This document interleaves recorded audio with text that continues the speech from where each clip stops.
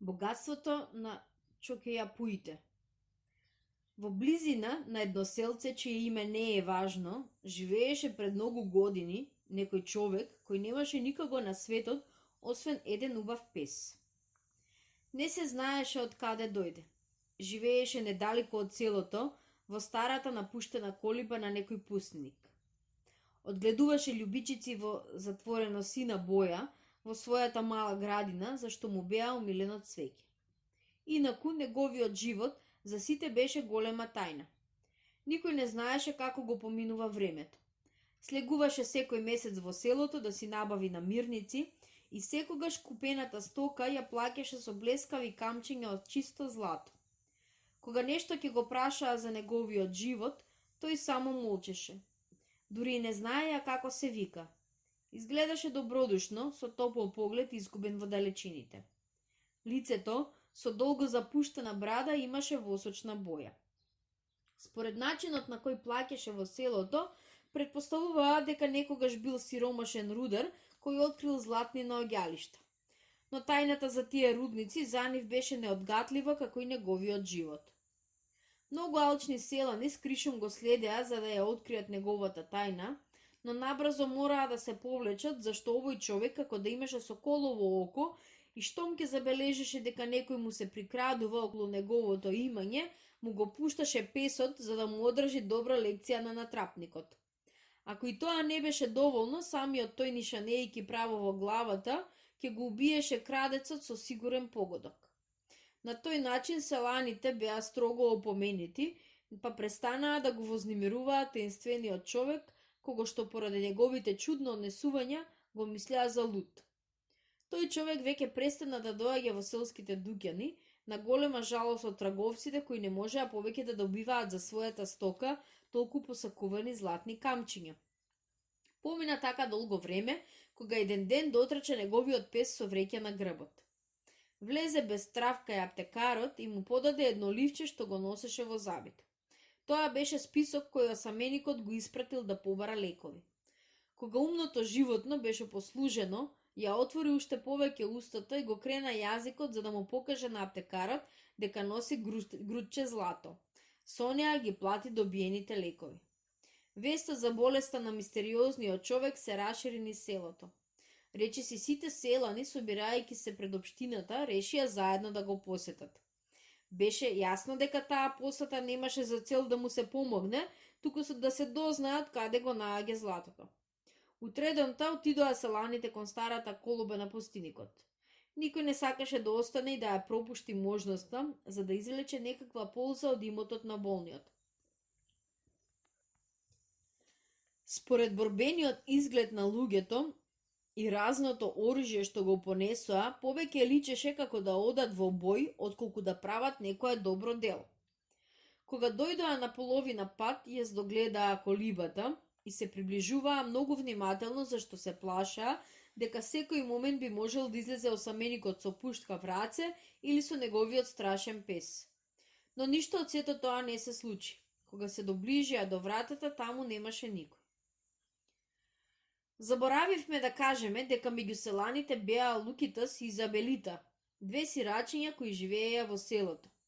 По смртта на своите родители веќе неколку години живееја сами.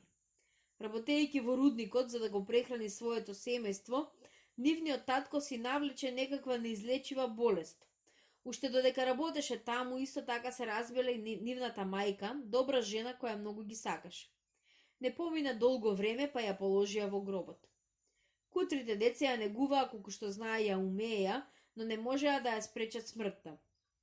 Лошите селани не дојдоа да ја помогнат, така што несрекната жена умре напуштена од сите, оставајќи ги зад себе двете стирачиња на кои никој не им подаде ни трошка леп. Наскоро и татко им се врати. Речиси на умирање, па и тој безпомошно легна во постелата на покојната. Тешката работа во мрачниот и влажен рудник му ги уништи градите.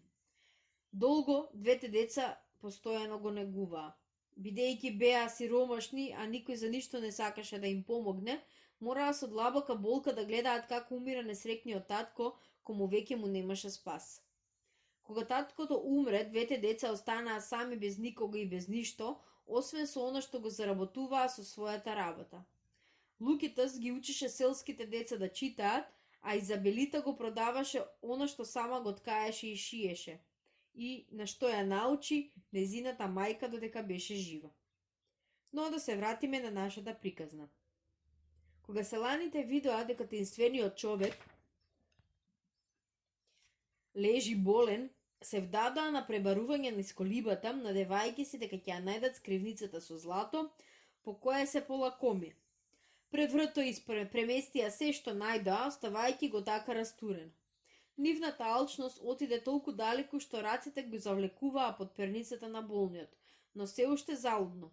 Не најдоа ни трага од скапоцениот метал. Уморни од толку залуден напор, решија да се вратат. Тие луѓе, заслепени од алчноста и подготвени на плачкање, наместо да му укажат помош на човекот на умирање, излегоа од колибата без да се свртат кон него и да го прашаат како му. Само нашите две сирачиња, Лукитас и Изабелита, останаа во колибата. Молчејќи, срамежливо застанаа пред вратата, не осмелувајќи се да влезат внатре, додека селаните пребаруваа. Потоа, кога луѓето почнаа да излегуваат и се враќаат во селото, тие преплашено стоеа настрана да не им бидат пред очи. Откако сите се оддалечија, децата се решија да влезат во колибата. Полека се приближија до постелата на болниот и додека Лукитас размислуваше што да му дадат за лек, Изабелита го собираше и подготвуваше сете она што алчните селани го расфрлиле. Тогаш се случи нешто необично. Болниот, кој дотогаш се чинеше дека е без свест, ги отвори очите и задоволно го посматраше се оно што го правеа децата. Лукитас, многу сериозен во својата улога на лекар, зеде неколку капки течност од една туба, а потоа некоја кутија маст, ги измеша двете и почна да му ги трие градите на болниот. Истевремено и рече на сестра си да стопли малку млеко кое го донесоа од дома. Додека девојчето го распламтуваше огинот за да го стопли млекото, Лукита си велеше: Изабелита, зарем не те подсетува овој добар човек на нашиот драг татко? Погледни го, посе изгледа многу му е тешко. Несрекник. Да, рече девојчето, колку си има изнапатено самиот, кога би можеле да го излечиле, колку ќе бидеме срекни. Потоа, погледнувајќи го песот, девојчето милувајќи го му рече: Кутриот, ако умре твојот господар и ти ќе останеш сираче како нас. Никој нема да ти даде ни парче леп. Ќе мораш многу да работиш за да имаш што да јадеш. Не, ја прекина Лукитас. Ако овој пес остане сираче, ние ќе го поведеме во нашата кукичка и таму ќе живееме заедно. 3 сирачиња како што знаеме и умееме. Тој ќе ни биде верен и благороден другар. Посе изгледа животното го разбираше љубезните зборови на децата, зашто им се доблежи и почна нежно да им ги лиже раците. Млекото во лончето почна да врие. Девојчето го понуди на болниот во чаша млеко кое испаруваше. Со многу напор Лукитас успеа внимателно да го намести во постелата. Осаменикот, кој со восхит ги слушаше зборовите на децата, не можеше веќе да го скрие возбудувањето и, заборавајќи на својата состојба, ги расшири раците и нежно ги прилича награди своите мали негователи. Ви благодарам, Господ нека ви плати, милосредни деца. Колку многу се разликувате од оние што предмалку беа овде. Потоа го зеде млекото кое што му го принесе девојчето. Пиејќи во мали голтки, чувствуваше како од тоа му станува подобро. Очигледно многу беше изнемоштен и поради тоа што не јадеше. Кога ја испразни чашата, девојчето го праша дали сака да му додаде. Тој прифати со големо задоволство и втора чаша со млеко, а девојчето го убеди да земе уште една. Враќајќи си ја малку силата, човекот седна во постелата и ги повика децата крај себе. Им рече да седнат до него и почна да им зборува. Им откри дека и покрај тоа што беше толку болен, та не можеше да стане од постела, ни за миг не ја изгуби свеста. Но кога видел дека доаѓаат селаните, се присетил какви можат да им бидат намерите.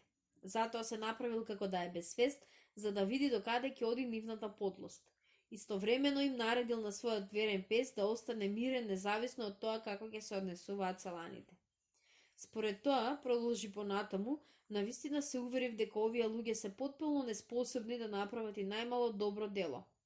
Арна, ама имав задоволство да ве запознам двајцата вас и да ја осознавам вашата тажна состојба. Од сега нема веќе да бидете сирачиња, јас ќе ве усвојам како своји деца. Луди од среќа, Лукитас и Езебелита нежно го прегрнаа својот заштитник и од тој час останаа крај болниот, негувајќи го грижливо. Кога падна ноќта, децата си направија легло во колибата, како што најдобро знаеја умеја. Веќе задоволно закрепнат од нежното внимание на двете сирачиња, болниот им рече дека ќе им го раскаже она што досега на никој не му го открил. Тајната на својот живот и причината на своето необично однесување со селаните. Живе во една далечна земја. Имав две убави деца како вас. Нивната мајка, мојата жена, беше премногу добра. Бев среќен. Имав доволно за безгреден живот, живеев пријатно. Мојата единствена грижа беше да го зголемам своето богатство, онолку колку што е потребно за да се задоволат потребите на семејството. Затоа неуморно работев.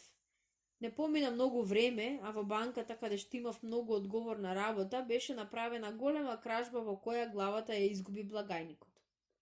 Вистинските извршители на ова двојно злосторство беа луѓе од високиот род. Тие успеа да останат неоткриени, па затоа така ги представија работите што пред законот јас изгледав виновев. Колку и да настојував да ја докажам својата невиност, се беше залудно. Судот ме осуди на 10 години затвор. Лут од тага, бев оттргнат од прегратките на своите несретни деца и жена, заминувајќи да ја издржувам казната. Набрзо жена ми умрела од тага поради мојата несреќа, а кутрите мои деца останале сосем сами.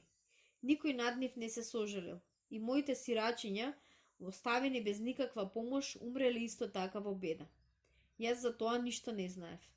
Годините на моето заточеништво поминуваа полека. За тоа време немав никакви вести од своите дома. Кога по 10 години излегов од затворот и се вратив во градот, дознав дека веќе немам семејство. Моите кутри деца, лишени од мојата потпора, поради големата неправда што ми беше направена, одамна веќе беа мртви.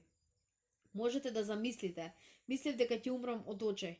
Во еден миг дури помислив да се убијам. Зошто да живеам? За кого да работам? Без вера во животот и без никаква надеж, решив да заминам колку што може подалеку од својата татковина, а последните денови да ми завршат во некој непознат крај. Така случајот ме доведе овде. Ја видов оваа напуштена колиба и тука се сместив, решен со никого веќе да не се зближам, зашто го мразев целиот свет. Во секого гледав злосторник кој можел да им даде парче леп на моите деца, за да не умрат од глад, а тоа не го стори. Во почетокот решив да живеам колку што е можно поскромно и затоа почнав да ја обработувам земјата околу колибата. Кога случајно станав господар на неголемото богатство на светот. Една ноќ, откако насобрав многу дрва за да го обложам подот на колибата кој беше многу влажен и пропаднат, сакав малку да ја одредам земјата за да ја изрвна површината. Почнав да копам, кога одеднаш мотиката удри во нешто метално и многу црсто. Зачуден, посакав да видам што е тоа. Можете да замислите колку се изненадив кога најдов на дебела плоча од масивен бакар. Без сомнение, тоа беше влез во некоја скриена просторија. Сакав да ја кренам плочата, ама не можев. Беше зацврстена во земјата. Без и најмала пукнатинка за да можам да го вовлечам барем врвот од ножот. Таа ноќ морав да ги прекинам понатамошните истражувања на ова откритие. Неколку денови се обидував да го пронидам начинот на како ќе ја отворам или да ја подкренам бакарната плоча. Но без успех. И тогаш мојот верен и умен пес ми притекна на помош. Гледајќи ги моите залудни напори, почна да мирисе и да гребе по подот, се додека конечно не се задржа во еден агол од одајата. Тогаш почна бесно да копа и да изфрла земја и чакал, додека не ископа длабока дупка. Одеднаш ја вовлече муцката и потоа почна весело да лае, гледајќи во мене како да ме повикува да му придам. Јас кој ги следев сите негови движења, придов кон дупката и од некој вид рачка од ист метал како што беше плочата. Ја повлеков силно и набрзо ми појде од рака да ја кренам плочата без никаков напор.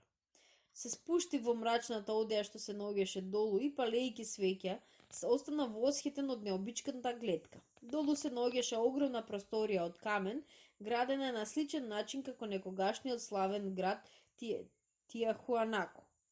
Под зидовите и подот немаше ни трага дека се направени од делови или некои додатоци. Целата одеја беше направена од едно парче, како да беше исклесана во огромна грамада. Во сите 4 ќошиња, како стражари, стоеше по една огромна мумија, кој знае од која сега веќе непозната раса. Покрај еден зид, еден врз друг беа наредени повеќе од 50 ковчега од масивен бакар. Придов да видам што има во нив. Со мака го подкренав капакот на еден од ковчезите и уште повеќе се восхитив кога видов дека содржи кожни вреки полни со грудки од чисто злато. Во првиот миг ми се причини дека сето тоа е сон, но малку по малку размислувајќи за се што сум учил во мојата земја, во предисторискиот период на Америка, особено за Боливија, заклучив дека ово што го најдов е скриеното богатство на времето, кога Тиахуанако било големо царство. Ова богато злато не може да биде ништо друго освен тоа што било вадено од песокот на реката Чокејауапу, која и сега е богата со тој благороден метал. Може би во тие далечни времиња, реката била толку богата со злато што со грстови ги собирале. Ништо друго не требало да се работи, туку само да се вади златото од песокот. Така, од тој час, имав повеќе среќа од некогашните луѓе, зашто можев да земам злато со грстови, а да не морам да се трудам да го барам низ песокот на реката. На тој начин станав собственик на баснословно богатство. Но сепак не почувствував никакво задоволство. Да помислете дека чудната судбина ми додели толку многу богатство, тогаш кога моето семејство веќе беше умрено од глад, ми беше уште потешко, па решив да го презрам тоа богатство и да продолжам да живеам скромно како дотогаш. Секогаш внимавам да земам точно онолку колку што е потребно, зашто некој би можел да се заинтересира за начинот на кој плаќав се што купував, да ми влезе во трагата и да ме убие заради златото. Исто така се погрешив да ја скрием одајата и начинот на кој што се отвара, затоа во текот на неколку месеци направив под од штици кој сосем го прекри подот од мојата соба. Со голема стрпливост направив еден механизам кој ми овозможува да го кренам подот кога ќе затреба и пак да го вратам на местото. Тогаш човекот им покажа на децата во рамката од вратата еден уред скриен во дното на една пукнатина. Лукита, според упатството на болниот, притисна со прст на тоа место и виде како неговата сестрички и болниот се креваат на своите постели, а под нив се покажа плочата на која им зборуваше нивниот пријател. Детето пак притисна на механизмот и подот се врати во правобитната положба. Сега знаете, им рече болниот, зошто додека селаните пребаруваа бев толку мирен, правејќи се дека сум без свест. Затоа што беше невозможно да ја пронајдат таа скривница, одговори Лукитас. Веќе беше доцна, та решија да си легнат оставајќи ги за следниот ден плановите за заеднички живот. Осаменикот заспа спокојно и задоволно. Мислеше на тоа како веќе не е сам, дека има деца на кои ќе им припадне сета негова љубов и богатство. Му се чинеше како повторно да се родил и дека неговите родини и деца пак се крај него. Толку му беше пријатно во душата кога ги прифати овие две сирачиња. Лукитас и Езебелита заспаа, исто така презадоволни. Нивниот живот дотогаш беше тажен и осамен, ја сега веќе се измени. Не беа веќе отфрлени сирачиња како досега. Имаа заштитник, друг татко кој ќе ги сака и ќе ги брани од лоши луѓе, кои толку многу ги има во светот. Покрај тоа што беа богати, премногу богати, но тоа за нивните благородни души не беше толку важно. Најмногу што можеа да посакаат беше да имаат родител, да најдат некој кој ќе ги чува како нивниот добар покоен татко, кој ќе им се обраќа со нежност. Колку е прекрасно што имаат некого кој ќе може да го именуваат сладко и неспоредливо со ништо. Татко. Утредента, децата му подготвија на болниот поедок и потоа Лукитас повторно го истри по градите, кое нешто му помагаше да закретне. Така минуваа деновите и децата веќе не се одделуваа од својот заштитник. Секој ден се повеќе го засакуваа. Пресреќот човекот ги милуваше децата, а тие го бакнуваа нарекувајќи го татко. По извесно време болниот беше надвор од секаква опасност.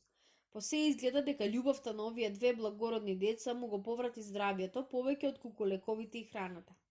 Така, со помош на децата, едно убаво априлско утро можеше да излезе и да седне пред куќата во сенката на расцветаниот трендафил. Тука добриот човек закрепнуваше, вдишувајќи со уживање од свежиот воздух на полето, додека се играше со извитканата коса на своите усвоени деца. Дури тогаш забележа колку е бедна износена облеката на децата во споредба со нивните мили и убави лица.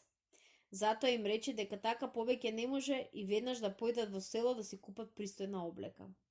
Но и да ја одворат од дајата и да си земат неколку грудчиња злато за да ја платат стоката.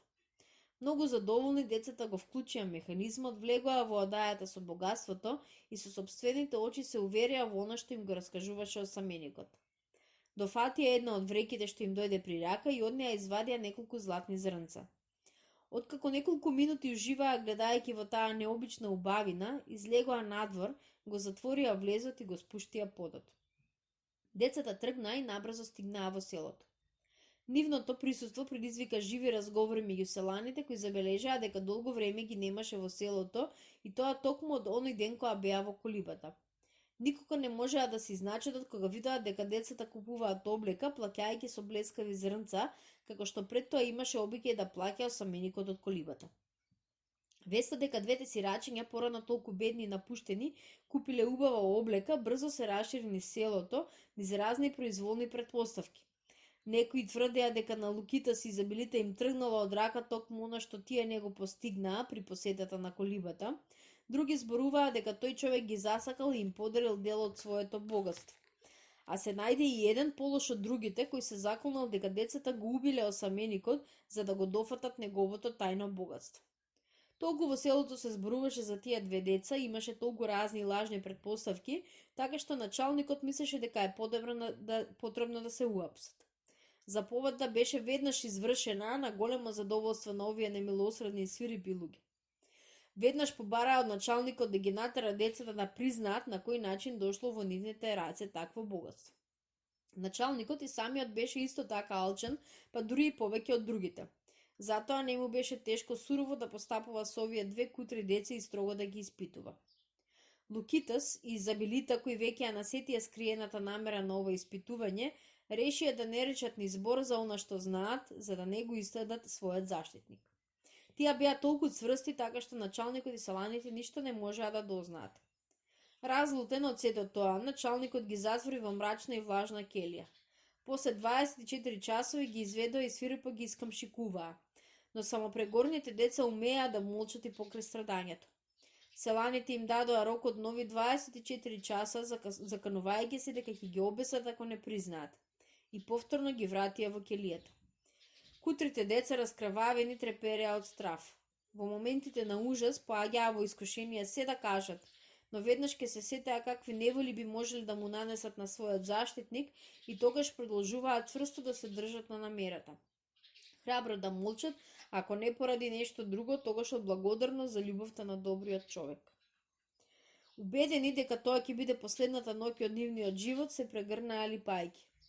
Долго останаа прегрнати, кога неочекувано нивното внимание го привлече чудниот шум кој доаѓаше од подвратата на келијата. Внимателно прислушуваа. Беа сигурни дека некој гребе од другата страна на вратата. Потоа слушнаа ржење. Се досетија на своја голема радост дека тоа е песот на нивниот заштитник. Осаменикот од колибата, забележувајќи дека времето поминува, неговите усвоени деца не се враќаат, знаејќи дека злобните селани можат да им нанесат на децата некаква зло, го испрати својот умен пес да ги побара децата.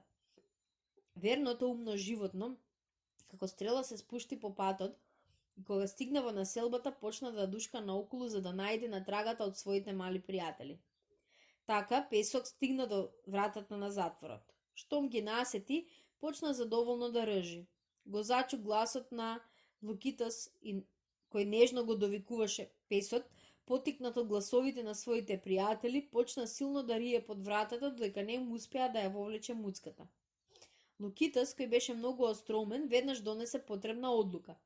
Побара парче хартија и, бидејќи не можеше да го најде, откина парче од кошулата, немаше при себе молив, но наместо мастило ја употреби својата крв, правејќи раничка на раката.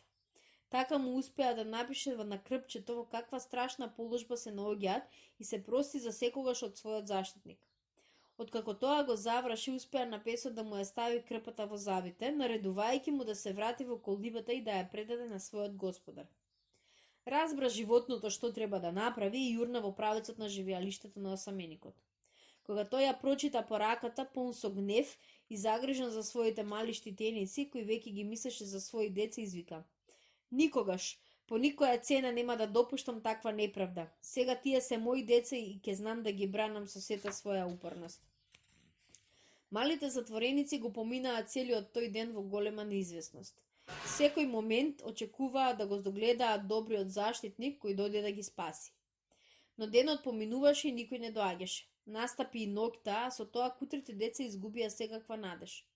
Колку повеќе дистесниот прозорец во келијата допираше светлината од зората, толку повеќе се зголемуваше загриженоста на децата. Со секој изминат миг, се повеќе се зголемуваше стравот од страшната казна.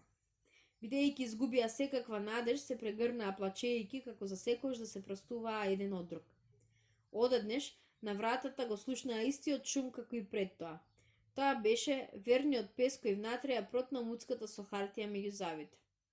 Децата почувствуваа големо олеснување. Лукита си ја зеде хартијата и прочита: Деца мои, имајте доверба во својот татко, ќе ве спасам.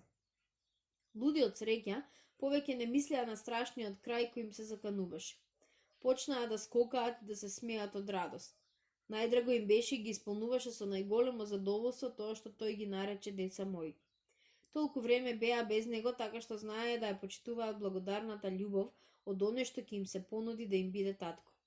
Смирени од оваа надеж, двете сирачиња најпосле му се предадоа на сонот и на очекувањето да бидат ослободени.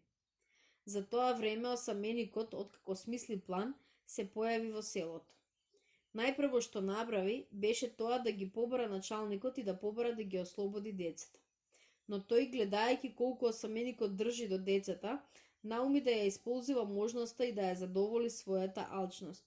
Кога селаните видеа дека човекот отиде во канцеларијата на началникот, влегаа по него во турканица за да земат и тие учество во расправијата.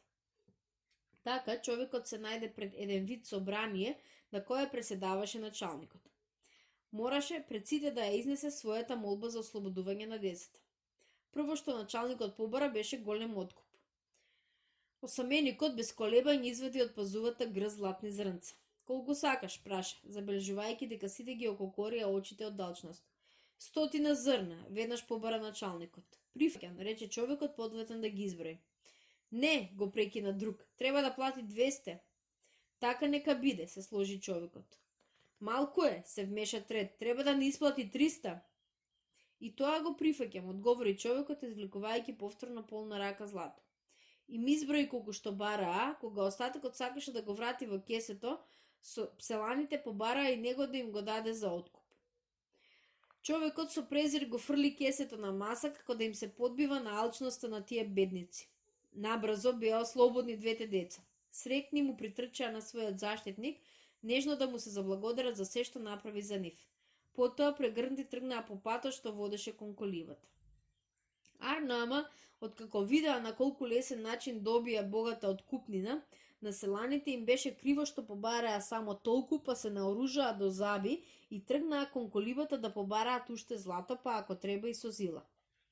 Потојно секој од нив се надеваше дека ќе дојде до сета богатство што осаменикот го криеше. Стигнувајќи пред колибата, за да докажат дека се подготвени на се, селаните почнаа да пукаат со оружјето. Кога на вратата се појави човекот, побараа на секога да му даде по едно кесе злато, опоменувајќи го дека ако одбие, ќе го убијат не само него, туку и двете деца и песот. На осамениот човек му беше јасно дека не ќе може да се задоволи толку голема алчност, зашто ако им даде онолку колку што бараат, набрзо ќе се вратат со уште поголеми барања. Затоа реши да ги вразуми за секогаш. Скришно им нареди на децата да изведат 100 кесиња злато, да ги скријат под креветот и веднаш да му јават штом ќе ја извршат задачата. Дотогаш тој ќе се обиде да добие во време, преговарајќи со селаните. Кога децата му даа знак дека се е готово, тој им се обрати на луѓето од селото и изјави дека е подготвен да им го открие богатството, под услов да му остават половина од него.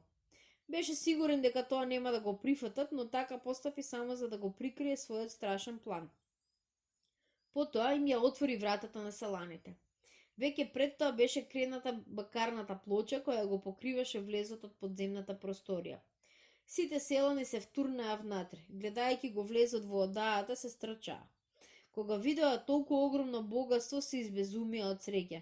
Ги празнија бакарните ковчези и секој настојуваше да грабне колку што е можно повеќе. На крајот, кога веќе немаше што да се граба, почнаа да се караат околу богатството.